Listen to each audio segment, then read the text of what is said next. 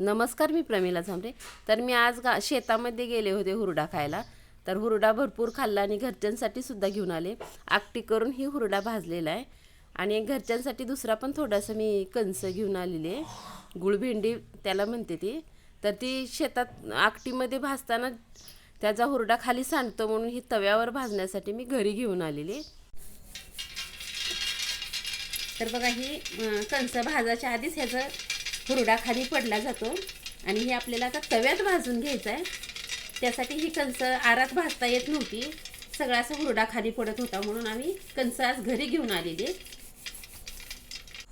तर इथं मी 2 कणस सोलून घेतलेली आहे ती. तर आता इथं गॅसवर मी तवा ठेवलेला आहे लोखंडी. त्या तव्यावर ही हुरडा मी भाजून घेणार आहे.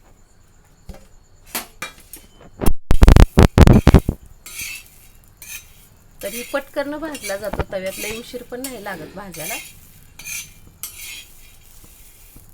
तर बघा, छान असा हुरडा भाजलेला आहे